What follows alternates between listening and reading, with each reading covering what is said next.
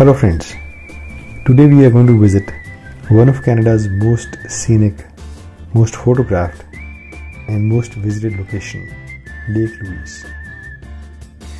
This place is about 220 kilometers from Calgary and it takes about 2.5 hours to reach there.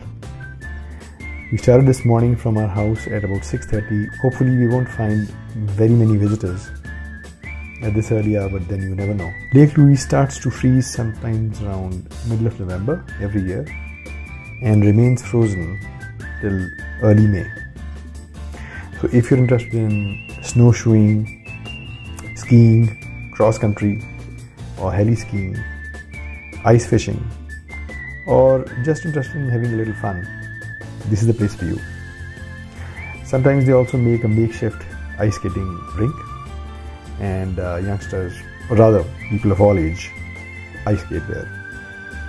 I have not tried it. It'll be fun for sure. The place also has a beautiful, luxurious hotel, Fairmont Chateau on the eastern shore that has a few hundred rooms. It is an expensive place and I haven't had the opportunity to stay there.